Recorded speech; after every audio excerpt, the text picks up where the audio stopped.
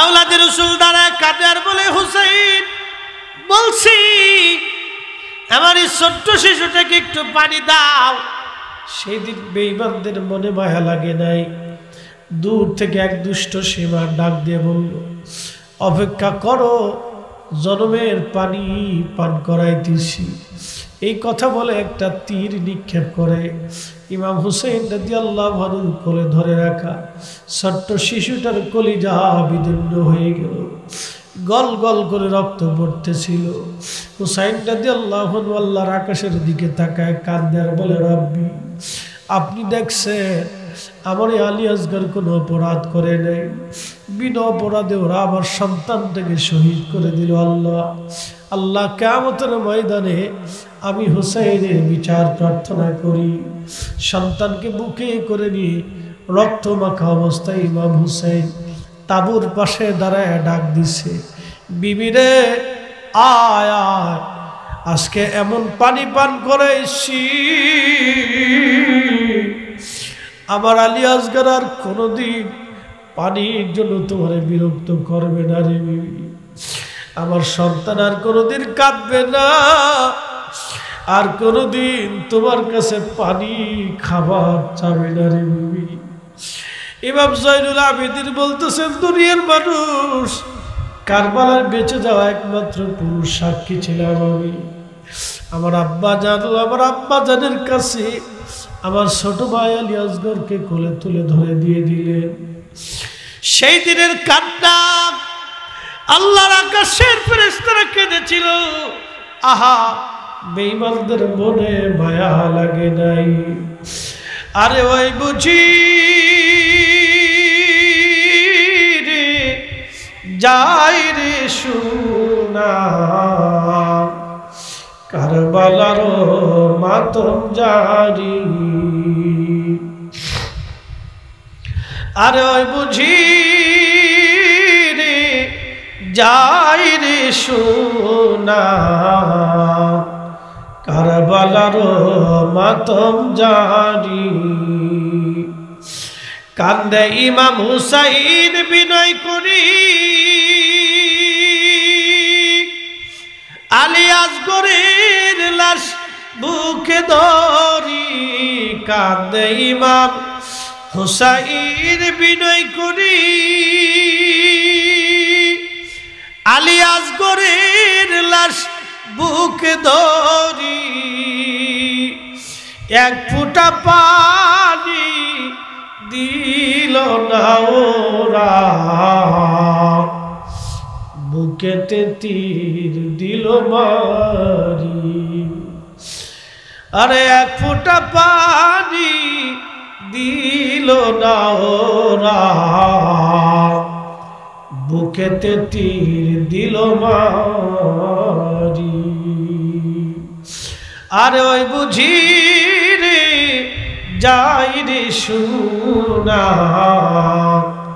কারবালার মাতম জারি।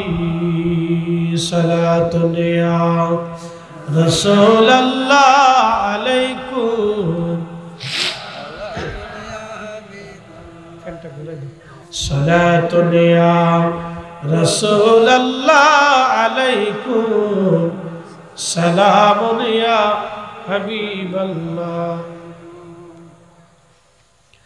রাঙ্গুনিয়ার মুসলমান হযরত ইমাম হুসাইন রাদিয়াল্লাহু আনহুকে সেদিন পানি দেওয়া হয় নাই। তার পরিবার তৃষ্ণা অবস্থায় কঠিন কষ্ট নিয়ে ময়দানে দাঁড়ানো ছিলেন। একটা কথা মনে রাখবেন, সেই দিন তারা মাথা নত করেন নাই। ও নবীর উম্মত, নবীর আশিক, ভালো করে আজ শুনে যান, একটা সেকেন্ডের জন্য তারা মাথা নত করে নাই। হযরত ইমাম হুসাইন তাবুর ভিতরে ঢুকে বিবিদের কাছ থেকে বিদায় নিলেন, সন্তানদের কাছ থেকে বিদায় নিলেন। ছোট বোন জয়নব রাদিয়াল্লাহু আনহার সামনে দাঁড়াইলেন, বোন রে, আমার আব্বা জানের দেওয়া জুলফিকার তলোয়ারটা আমার হাতে দাও। জুলফিকার তলোয়ার হাতে নিলেন, আর হযরত জয়নব রাদিয়াল্লাহু আনহার জুলফিকার তলোয়ার হাতে নেওয়ার পরে আমির হামজা রাদিয়াল্লাহু আনহুর বর্মটা তিনি গায়ে দিলেন। বর্মটা গায়ে দেওয়ার পরে আমির হামজার বর্ম গায়ে লাগানোর পরে তিনি আল্লাহর নবীজির দেওয়া সবুজ জুব্বা পাগড়িখানা মাথায় বাঁধলেন। সবুজ পাগড়ি মাথায় বাঁধার পরে আহলে বাইতের রাসূল ইমাম হুসাইন তিনি এবার রওনা করবেন। বোন জয়নবকে ডাক দেয়া বললেন, জয়নব রে, আমার কাছ থেকে তুমি শুনে নাও দুইটা ওসিয়ত। আমি শহীদ হয়ে যাব, ওরা আমাকে শহীদ করে দিবে, কিন্তু জয়নব রে, শহীদ হয়ে যাওয়ার পরে বোন রে, আমার লাশের সাথে ওরা অত্যাচার করবে, নির্যাতন করবে, জুলুম করবে। সাবধান, আমার সাকিনারে আমার লাশের পাশে যেতে দিও না। জয়নব রে, আমার শাহাদাতের পরে দুনিয়ার কোনো রাজা বাচ্চার কাছে ফায়সালা দিবা না। যদি কোনোদিন মদিনায় যাওয়ার সুযোগ হয়, জয়নব আমার নানা রওজা মুবারকের পাশে দাঁড়াইয়া আমার নানা রহমতের নবী রওজা মুবারকে আমাদের এই তিন দিনের কষ্টের কথাগুলি বলবি। জয়নব সাবধান, দুনিয়ার কোনো রাজা বাচ্চার কাছে ফায়সালা টানতে যাবি না। একবার জোরে বলা যাবে কি আল্লাহু আকবার। রঙ্গনের মুসলমান হযরতে রাসূল কারীমের আওলাদ রাসূল সুলতানে কারবালা হুসাইন রাদিয়াল্লাহু আনহু রওনা করলেন, যুদ্ধে জড়ায় গেলেন।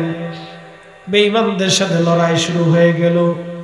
একটু চিন্তা করেন, 3 দিনই তৃষ্ণার্ত ক্ষুধার্ত তিনি, চোখের সামনে সন্তানরা শহীদ হইলেন, ক্লান্ত হন নাই, লড়াই চালাইতে লাগলেন। একাধারে লড়াই, যুদ্ধ করতে করতে 133টা তীর ওনার শরীর থেকে যাত্রা করলো।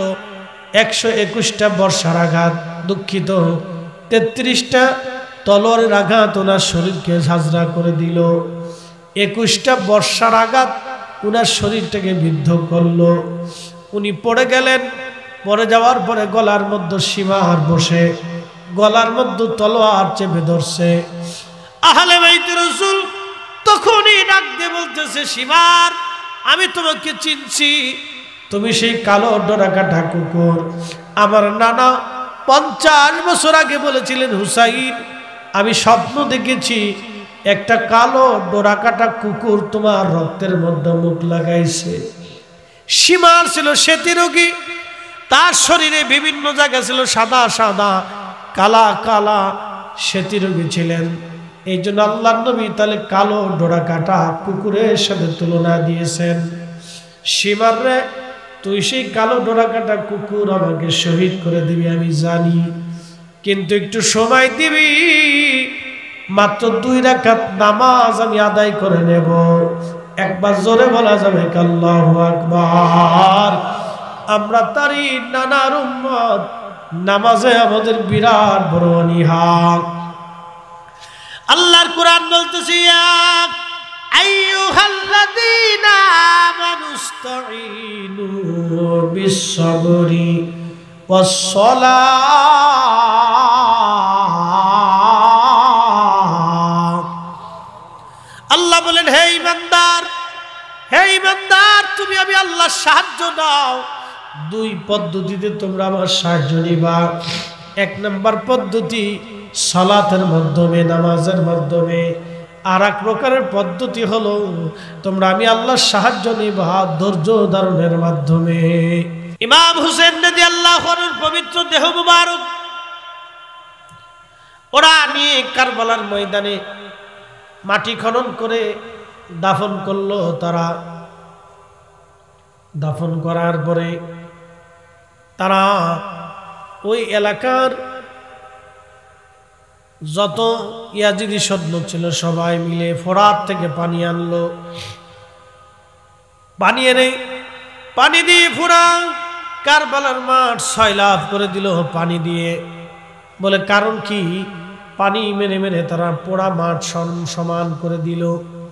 ইমাম হুসাইনের পবিত্র মাজার কোন জায়গা আছে যাতে কেউ টের করতে না পারে, সেই জন্য পানি দিয়ে পুরা মাঠ সমান করে দিয়ে দেওয়া হলো। আহা, কত বড় নির্মমতা, কত বড় পৈশাচিকতা তাদের সাথে জুলুম করা হয়েছিল। কত কঠিন জুলুম সেই দিন তাদের সাথে করা হলো। পানি দিয়ে সারা কারবালার মাঠ ভরে দেওয়া হলো। হুসাইন রাদিয়াল্লাহু আনহুর পবিত্র মাজার যাতে কেউ কোনোদিন খুঁজে না পায়, ওরা পানি মেরে সারা কারবালার মাঠ সমান করে দিয়ে চলে গেল। চলে যাওয়ার পরে একজন বেদুইন, তিনি মরুভূমি থেকে সংবাদ পাইলেন কয়েকদিন পরে হুসাইন নাই, কারবালায় হুসাইন শহীদ হয়ে গেছে। এই কথা শুনিয়া বেদুইন সুদূর মরুভূমি থেকে রওনা হয়ে গেছে। ভালো যে যারে ভালোবাসে তার কথা শুনলে সে আর ধৈর্য ধরতে পারে না। সন্তান বিদেশ থেকে আসবে, বাবা মা অপেক্ষায় প্রহর গুনে সন্তান কখন আসবে। বাবা বিদেশ থেকে আসবে, ছেলেটা বারবার ঘরের ভিতরে পায়চারা করে, বাড়ির সামনে দিয়ে পায়চারা করে আব্বু কখন আসবে। মাকে বারবার যায় বলে, মা আব্বা কখন আসবে, কখন আসবে, কখন আসবে। ছেলেটা কান্না করতে থাকে, ছেলেটা আনন্দে আত্মহারা হইয়া সারা বাড়ি ঘুরে দৌড়াই বেড়াইতে থাকে। কারবালার এই বেদুইন আশিক রাসূল সুদূর মরুভূমি থেকে দৌড়ে আসছি কারবালায়। আসার পরে কারবালার মানুষদেরকে জিজ্ঞেস করে, কারবালাবাসীরে বলো আমার হুসাইনের মাজার মোবারক কোন জায়গায় আছে, সমাধি কোন জায়গায় আছে। কারবালার মানুষ বলতেছে, শোনো গো বেদুইন, তিনার মাজার কোন জায়গা আছে বলতে পারবো না। কারণ হলো তাকে সমাহিত কইরা ওরা পানি দিয়ে একবারে সারা কারবালার মাঠ সমান করে দিয়ে গেছে। কোথায় কোন জায়গা মাজার এটা আমি বলতে পারবো না। ইমাম ইবনে কাসির আল বেদার মধ্যে লিখতেছেন, ঠিক তখনই বেদুইনটার মনে মনে চিন্তা হলো, যাদের গা মোবারক থেকে নবীজি জান্নাতের খুশবু নিছে, তাদের শরীর মোবারক থেকে জান্নাতের খুশবু আসতো। তারা যেই জায়গা ঘুমায় তাদের কবর থেকে, তাদের রওজা থেকেও জান্নাতের ঘেরান আসবে। একবার জোরে বলা যাবে কি আল্লাহু আকবার? না না, চিৎকার মেরে জোরে বলেন আল্লাহু আকবার। আজকে বলে দিয়ে যাই, এই বছর হজে গিয়েছিলাম আমি, আমার সাথে মাওলানা মাইনুদ্দিন আহমদ জালালাবাদী সাহেব ছিলেন, মাওলানা মনসুর আহমদ হেলালি এবং মাওলানা সিলেটের এক ভাই মাওলানা গাজনবী ভাই ছিলেন, আরো কয়েকজন আলেম ছিল। হজ শেষ করার পরে মদিনাতে গেলাম। মদিনা থেকে বিদায় হব, মাত্র 2 দিন সময় আছে আর হাতে। মুনাজ্জিমকে বললাম, ভাইজান আমারে নিয়ে চলেন উহুদে, যেইখানে আল্লাহর নবী বিশ্রাম করেছিল। বাস্তবতা দেখে বলতেছি, চিন্তা করলাম আগে তো আমরা করতে আসছি, মদিনাতে গেলাম যখন তখন উহুদে গেছি, দিনের ভাগে গেলাম, রাত্রি তো কখনো যাই নাই। রাঙ্গুনিয়ার মুসলমান, আমি একবারে বাস্তব থেকে বলতেছি, আমরা কয়েকজন আলেম, সাথে একজন জেনারেল মানুষ ছিলেন, আমার এক পীর ভাই ছিলেন সাথে, সবাই মিলে গেলাম উহুদে। উহুদে দেখবেন পাহাড়ের পাশে একটা ফাঁকা জায়গা, এই ফাঁকা জায়গাটায় আল্লাহর নবী আহত অবস্থায় বিশ্রাম নিয়েছিলেন। যেই স্থানে নবীজিকে আঘাত করে দন্ত মোবারক শহীদ করা হয়েছিল, মাথা মোবারক কেটে ফেলা হয়েছিল, ওই জায়গায় আল্লাহর নবী যোহর আর আসরের নামাজ আদায় করার পরে, আসরের নামাজের পরে কাফেররা আক্রমণ করছিল ওই জায়গায়। ওইখানে এখন একটা ছোট্ট মসজিদ করে রাখা হয়েছে, যেখানে নবী নামাজ পড়েছিলেন যোহর আর আসর উহুদের যুদ্ধের দিন। ওই জায়গায় এখানে একটা ছোট্ট মসজিদ আছে। ওখান থেকে ওই ফাঁকা জায়গা পাহাড়ের একবারে কাছে 10 মিনিট 15 মিনিট সময় লাগবে। আল্লাহর নবী ওইখানে আহত হওয়ার পরে সাহাবীরা এবং ফেরেশতারা নবীজিকে ধরে নিয়ে ওই পাহাড়ের মাঝখানে ফাঁকা জায়গায় নিয়ে বিশ্রামে রাখলেন। আমি আমার যিনি হজের গাইড মুনাজ্জিমকে বললাম, ভাইজান রাত্রিবেলা যাব। তিনি বললেন চলেন রাত্রি যাই। তো এই বছরে ওই তার কাটা সহ ঘিরে রাখা ছিল, তার কাটাগুলো কেটে ফেলা দেওয়া হয়েছে। চিন্তা করলাম সুবর্ণ সুযোগ, রাত্রিবেলা পুলিশ থাকে না, আমরা গোপনে যাব। গোপনে আমরা ৫-৬ জন আলেম ওলামা সহ গেলাম। আল্লাহর কসম করে বলতেছি ভাইজান, যখন রাত্রিবেলা পাথর বেয়ে বেয়ে উপরে উঠতে লাগলাম, যেখানে আল্লাহর নবী বিশ্রাম করেছেন উহুদের যুদ্ধের দিনে, সেই পাথরের ফাঁকা জায়গা সিমেন্ট দিয়ে ওরা ঘিরে ফেলেছে। মাঝখানে জানালার মতো একটু জায়গা কেটে রেখে দিয়েছে, বাকিটা সিমেন্ট দিয়ে ঘিরে রাখা, যাতে ভিতরে কেউ যেতে না পারে। আমরা ওইখানে যাওয়ার সঙ্গে সঙ্গে বাতাস থেকে সুঘ্রাণ আসতে লাগলো। একবার জোরে বলা যাবে আল্লাহু আকবার। আমি আমার চোখ, আমি আমার নাক এবং আমার সাথে যারা ছিলেন তারা কেউ তাদের নাককে ফাঁকি দিতে পারে না। আমরা আশ্চর্য হলাম। ওই জায়গায় আমরা বিছানা বিছাইলাম, আমাদের চাদর পাগড়িগুলি বিছাই দিলাম। বিছাই দিয়া এশার নামাজ আমরা আদায় করলাম। এশার পরে কিছু নফল ইবাদত করলাম, মোনাজাত করলাম, মিলাদ শরীফ পড়লাম। পরে ওইখানে দাঁড়াইয়া দোয়া করলাম, বসে দোয়া করলাম। তখনও কয়েক ঘন্টা মন চাই না ফিরে আসতে, শুধু সুঘ্রাণ আসতে লাগলো। একটা সেকেন্ডের জন্য সুঘ্রাণ বন্ধ হয় নাই। জোরে বলবেন কি আল্লাহু আকবার। চিন্তা করলাম বাতাসে ঘেরান কোথা থেকে আসে, দেখি সিমেন্ট দিয়ে যে জায়গাটা ঘেরা, ওর ফাঁকার ভিতরেই আল্লাহর নবী বিশ্রামে ছিলেন। চিন্তা করলাম ওইখানে একটু ফুসি দিয়ে দেখি কি অবস্থা। কসম খুদার, কসম আল্লাহর, আল্লাহি বিল্লাহি তাল্লাহি, ওই মালিকের কসম করি যিনি আমার জীবন এবং হায়াতের মালিক, সে আল্লাহর কসম। ওইখান ফাঁকা জায়গা দিয়ে যখন মাথা ঢুকাইলাম আমরা প্রত্যেকেই, এত সুঘ্রাণ আসতে লাগলো, পৃথিবীর কোন সুঘ্রাণে সেই সুঘ্রাণ আপনি পাবেন না। এত সুঘ্রাণ আসতে লাগলো, এত সুঘ্রাণ জীবনে কোথাও পাবেন না। মুনাজ্জিম বললেন, ফরিদি সাহেব, এখানকার যে সুঘ্রাণ আজকে পেলাম, আমি বহুদিন হজের গাইড, হজের লক্ষ লক্ষ হাজি, হাজার হাজার হাজি আমি হজ করাইছি। আজকে এখানে যে সুঘ্রাণ পাইলাম, একই সুঘ্রাণ আমি আর এক জায়গা থেকে পেয়েছি। সেটা বাইতুল আকসাতে আমার নবীজি যে পাথর মোবারকে কদম মোবারক রেখে বোরাকের পিঠে সওয়ার হয়েছিলেন, সেই বাইতুল আকসাতে পাথরে যে ঘিরাত, এই উহুদেও সেই একই ঘিরাত। একবার জোরে বলবেন কি সুবহানাল্লাহ। হুসাইনের পবিত্র জবান থেকে আওয়াজ আসে, আযাবু আসহাবাল কাহাফি কাতলি ওয়া হামলি, আমাকে হত্যা করা, আমাকে এইভাবে অপমান করা। আসহাবে কাহাফ থেকে কতই না আশ্চর্য। আহারে, সেই দিন হুসেন রাদিয়াল্লাহু আনহুর মস্তক নিয়ে আসা হলো ইয়াজিদের বারগাহে। ইয়াজিদ তখন পবিত্র মাথা মোবারক সামনে নিয়ে একটা সরা দিয়ে, লাঠি দিয়ে মাথা মোবারকের বিভিন্ন চোখে মুখে নাকি স্পর্শ করতেছিলেন। আবু বারজা আসলামী রাদিয়াল্লাহু আনহু একজন সাহাবী ছিলেন।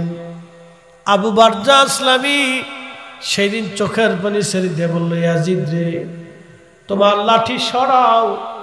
আমি রাসূল কারীমের সাহাবী বলতেছি, আমি কতবার দেখেছি যেই মুখে তুমি লাঠির আঘাত করো, ওই মুখের মধ্যে নবী চুমা লাগাইতে। যে চোখে তুমি লাঠির আঘাত করতেছ,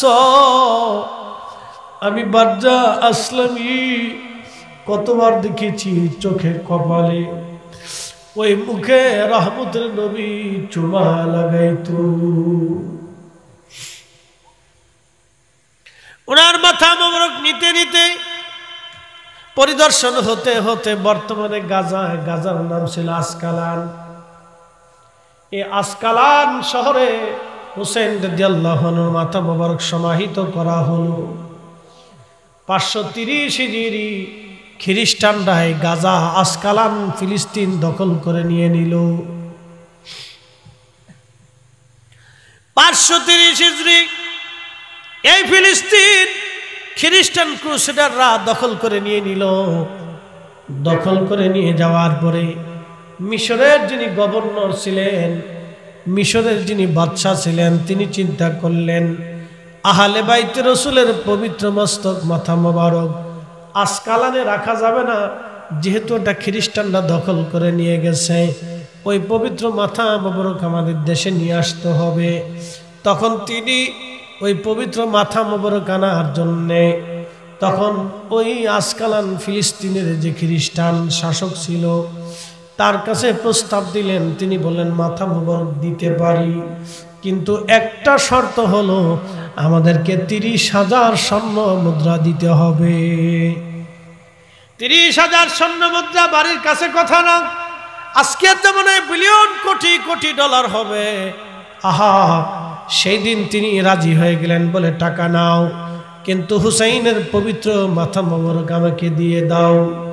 মিশরের গভর্নর উলামায়ে কেরাম নিয়ে, আলেম ওলামা নিয়ে, আর সেই দিন মুসলমানদেরকে নিয়ে, সেনাবাহিনী নিয়ে উনি খালি পায়ে আহলে বাইতে রসুল, আওলাদে রসুল, সুলতানে কারবালা ইমাম হুসাইন রাদিয়াল্লাহু আনহুর পবিত্র মাজার মোবারকের পাশে যাইয়া মাটি খনন করে যখন ওনার পবিত্র মস্তক মোবারক উঠাইলেন, 530 অর্থাৎ 470 বছর বড় ইমাম হুসাইনকে যেইভাবে সমাহিত করা হয়েছিল, 470 বছর বড় পবিত্র মাথা ওই রকমই আছে। একটু চুলও খসে পড়ে নাই, চোখও নষ্ট হয় নাই, আহা রক্ত তখনও বন্ধ হয় নাই, আর পবিত্র ঠোঁট মোবারক তখনও নষ্ট হয় নাই, পবিত্র চেহারা মোবারক তখনও ফ্যাকাশে হয় নাই, তখনও চেহারা থেকে নূর আসতেছিল, তখনও চুল যেমন তেমন ছিল, ভুরু যেমন তেমন ছিল, কান যেমন তেমন ছিল, চোখ যেমন তেমন ছিল, ঠোঁট যেমন তেমন ছিল, নাক যেমন তেমন ছিল, আর চেহারা যেমন তেমন ছিল।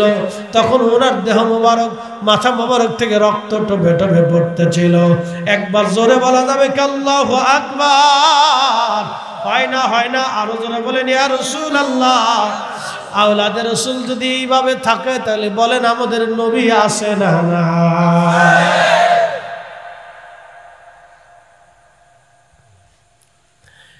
সেই পবিত্র মাথা মোবারক মিশরের বাচ্চা খুব সম্মানের সাথে আলিশান মর্যাদা দিক বর্তমান মিশর আল আজহার বিশ্ববিদ্যালয়ের সামনে পাশে তাকে সমাহিত করা হলো। মিশর আল আজহার বিশ্ববিদ্যালয়ের পাশেই তাকে আর সমাহিত করা হলো। 2টা মাজার পৃথিবীতে, ওনার একটা পবিত্র দেহ মোবারকের মাজার, আর একটা মাজার পবিত্র মাথা মোবারকের মাজার। 2 জায়গায় কোটি কোটি মুসলমান জিয়ারতে যায়। তাহলে বলেন হুসাইনের পরাজয় হয়েছে না ইয়াজিদের? হুসাইন পরাজিত হয় নাই। ইমাম হুসাইন কিয়ামত পর্যন্ত স্মরণে বরণে হৃদয়ে হৃদয়ে মুসলিমদের হৃদয়ে হৃদয়ে থাকবে, আর কিয়ামত পর্যন্ত মুসলমানদের হৃদয়ে ইয়াজিদ ঘৃণার পাত্র হয়ে থাকবে। কথা বলেন ঠিক কিনা? তার অর্থ আওলাদে রাসূল তিনি শিখিয়ে গেছেন আমার নানার উম্মত, তোমরা বাতিল বেদিন মিথ্যার কাছে কখনো তোমরা মাথা নত করবে না। রাঙ্গুনিয়ার সুন্নি মুসলমান আজকে আমরা বুঝে যাব, এখান থেকে আমরাও কোনোদিন আহলে সুন্নাতুল জামাতের ব্যানারে আমরা কোনোদিন মিথ্যার কাছে মাথা নত করব না। কথা বলেন ঠিক না বেঠে? বুঝতে কি কোনো অসুবিধা হলো? ইতিহাস জানার খুব প্রয়োজন। কোরআন বলেন ওয়ালা তাকুলু লিমান ইয়াকতালু ফি সাবিলিল্লাহি আমওয়াত, যারা আল্লাহর পথে জীবন দেয় নবী গো তাদেরকে মরা বলতে বলবেন না। উম্মতকে শিখিয়ে দেন যারা আল্লাহর পথে জীবন দেয় তারা মরা না। বাল আহইয়াউন ইনদা রাব্বিহিম বাল আহইয়াউ ওয়ালাকিন লা তাশউরুন, বরং তারা জিন্দা জিন্দা জিন্দা, তোমরা সেটা অনুধাবন করো না, বুঝতে পারো না। বাল আহইয়া, তারা জিন্দা। আমার রাসূল জিন্দা না মুর্দা? কথা কর না কেন? আসেনি কোরআনের এই ফয়সালা যে বাল আহইয়া, তারা জিন্দা। একসাথে বলেন তারা কি? জোরে বলেন তারা কি? আমার ফয়সালা না আল্লাহর? বাল আহইয়া, তারা জিন্দা। তা আমার রাসূল কি?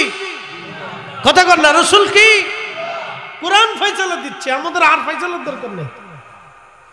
বাল আহইয়া, তারা জিন্দা। এই যে তারা জিন্দা, 1450 বছর আগে কোরআন বলল,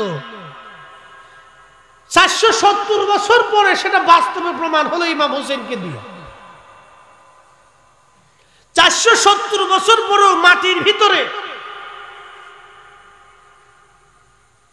ফিলিস্তিনের আসকালানে, বর্তমানে গাজাতে ইমাম হুসেন রাদিয়াল্লাহু আনহু সেম ওই মাথা মোবারক, চেহারা মোবারক, চুল মোবারক ওইরকমই পাওয়া গেল। একটু আস্তে হয়ে গেল না? সুবহানাল্লাহ। পৃথিবীতে এরকম আছে সহজে পাবেন? পাবেন না। এখনো মিশরের আল আজহার বিশ্ববিদ্যালয়ের পাশে তাকে সমাহিত করা হয়েছে। কোটি কোটি মুসলমান তার জিয়ারত করতে যায় সারা পৃথিবী থেকে। কারবালাতে যায়, মিশরে যায়, শুধু একটু ফুয়ুজুত হাসিলের জন্য। শুধু ফুয়ুজুত। যারা বলে মাযহার নেই, মাযহার করা হারাম, তাদের এখান থেকে শেখা উচিত। আরে পৃথিবীতে ইমাম বুখারীর মাজার আছে। এরা নতুন নতুন মতবাদ চালু করে দিয়েছিল হুজুর, নতুন নতুন মতবাদ তারা চালু করেছিল, নতুন নতুন আকীদা। এরা বেদাতি নতুন মতবাদ তারা চালু করেছিল। ইয়া রাসূলুল্লাহ, আল্লাহর নবী তখন বলবেন সুকান সুকান, দূর হ দূর হ, লিমান গায়রা বাদি, আমার ইন্তেকালের পরে তোরা নতুন নতুন মতবাদ চালু করছিলে, আজকে হাউজে কাউসারের পানি পাবা না, তোমরা দূর হও দূর হও দূর হও। খারজি, রাফিজি, শিয়া, মুতাজিলা, জাবারিয়া, এরকম যতগুলি বাজে বাজে ফেরকা পৃথিবীতে আসছে, আহলে সুন্নাত ওয়াল জামাত ব্যতীত আরো বাকি 71-72 ফেরকা, যত 72 ফেরকা আসছে সব ফেরকা বেদাতি বাতিল, একমাত্র আহলে সুন্নাত ওয়াল জামাতই হক। একবার জোরে বলবেন কি মারহাবা? তাহলে হাউজে কাউসারের পানি কারা পাবে? যারা আকাইদে আহলে সুন্নাত ওয়াল জামাতের দামানকে, পতাকাকে মজবুত করে কামড় দিয়ে চেপে ধরে রাখবে। আল্লাহ রাসূল বলতেছেন তারা হাউজে কাউসারের পানি আমি নবীজি তাদেরকে ডেকে ডেকে পিলাই দেব। আস্তে হয়ে গেল না? এই পানি একবার পান করলে কিয়ামতের মাঠে এই পানি ছাড়া আর কোনো পানি নাই। সেই দিন এই পানি ছাড়া আর কোনো পানি নাই। আল্লাহর নবী বলতেছেন এক পেয়ালা পানি পান করলে বেহেশত যাওয়ার আগ পর্যন্ত পানির কথার মনেই থাকবে না, পানির কোনো কথা মনেই থাকবে না। হাউজে কাউসার তো ফেরেশতা পানির পেয়ালা নিয়ে দাঁড়ালো, বলে পানি দাও, বলে পানি দিতে না, বিনিময় দিতে হবে। বলে বিনিময় কোথায় পাবো? বলে বিনিময় ছাড়া আমি পানি কিভাবে দিব? বলতেছে আমার কাছে তো কোনো বিনিময় নাই, আমি তো আজ একবার অর্থ শূন্য আল্লাহর দরবারে চলে আসছি। বলে তোমার যে 500 বছরের আমল আছে, নেকি আছে, ওটা দিয়ে দাও। কত বছরের নেকি? 500 বছরের নেকি আছে, ওই নেকি তুমি আমারে দিয়ে দাও। তখন ওই আল্লাহর বান্দা ডাক দিবে, আল্লাহর বান্দারে 500 বছরের নেকি তোমারে দিলাম, পানির পেয়ালা তুমি আমারে দিয়ে দাও। পানির পেয়ালা নিয়ে আল্লাহর বান্দা পানি পান করে কলিজা ঠান্ডা করবে। তখনই আল্লাহ ডাক দিবে, বান্দা কিরে বান্দা, এক পেয়ালা পানির বিনিময়ে 500 বছরের নেকি তুমি বিক্রি করে দিলাম। আমি যে বলছিলাম আমার রহমতের কারণে তোমার মাফ করছি, তুমি এক পেয়ালা পানির জন্য 500 বছরের নেকি বিক্রি করে দিলা। বান্দা আজকে দুনিয়াতে তোমারে 500 বছর ধরে কত ফল খাওয়াইলাম, খাবার খাওয়াইলাম, রিজিক খাওয়াইলাম, সূর্যের আলো দিলাম, পৃথিবীর আলো দিলাম, চাঁদের আলো দিলাম, আবহাওয়া দিলাম, গরম দিলাম, ঠান্ডা দিলাম, পানি দিলাম, মাছ খাওয়াইলাম, ফল খাওয়াইলাম, রিজিক খাওয়াইলাম। বান্দারি 500 বছর ধরে তোমার যত রিজিক খাওয়াইছি কোন রিজিকের হিসাব আজকে নিব না। তুমি 500 বছর ধরে আমি তোমারে পানি পান করাইলাম, আজকে দুনিয়ায় এক পেয়ালা পানির হিসাব দিয়ে আজকে জান্নাতে চলে যাও। এক পেয়ালা পানির হিসাব দাও। তোমারে কত পানি খাওয়াইছি 500 বছরের, এত বছরের হিসাব লাগবে না, শুধু এক পেয়ালা পানির হিসাব দিয়ে তুমি জান্নাতে চলে যাও। বান্দা সেজদায় পড়ে তখন কাঁদতেছিল, ইয়া রাব্বি আপনি আমারে মাফ করে দেন, বুঝছি আমল নেকি দিয়ে জান্নাতে যাওয়ার কোনো রাস্তা নাই, আল্লাহ আপনার রহমত ছাড়া সম্ভব না। মালিক আপনার রহমতের কারণে আল্লাহ আপনি আমারে মাফ করে দিয়েছেন। আমরাও চাই আল্লাহ তার প্যারা নবী রহমতের নবীর খাতিরে আল্লাহ আমরারও যেন মাফ করে দেয়। তাহলে আজকের মিলাদুন নবীর মাহফিল ওই রহমতের নবীর কারণে সাজানো হয়েছে। কি কথা কর না কেন, ঠিক কিনা?